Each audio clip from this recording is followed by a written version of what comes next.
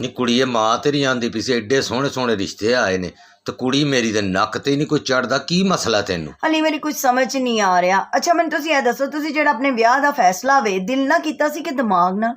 ਨਾ ਮੈਂ ਦਿਲ ਨਾਲ ਕੀਤਾ ਸੀ ਤੇ ਨਾ ਮੈਂ ਦਿਮਾਗ ਨਾਲ ਕੀਤਾ ਸੀ। ਮੈਂ ਕੀਤਾ ਸੀ ਸਬਰ ਤੇ ਸ਼ੁਕਰ ਨਾਲ, ਕਿਉਂਕਿ ਮੈਨੂੰ ਪਤਾ ਸੀ ਕਿ ਜੋ ਵੀ ਹੋਏ ਆ ਕੇ ਸੜਨਾ ਤੇ ਚੁੱਲ੍ਹੇ ਦੇ ਅੱਗੇ ਹੀ ਤੇ ਕਰਨੀਆਂ ਹਾਂਡੀਆਂ ਰੋਟੀਆਂ ਨੇ, ਜਾਂ ਭਾਂਡੇ ਬਰਤਨ ਧੋ ਛੱਡਣੇ ਨੇ, ਜਾਂ ਕੱਪੜੇ ਤੇ ਜਾਂ ਸਫਾਈਆਂ। ਤੇ ਮੈਂ ਦਿਲ ਤੇ ਦਿਮਾਗ ਤੇ ਐਡਾ ਜ਼ੋਰ ਦੇ ਕੇ ਤੇ ਉਹਨਾਂ ਨੂੰ ਕਮਜ਼ੋਰ ਕਿਉਂ ਕਰਦੀ?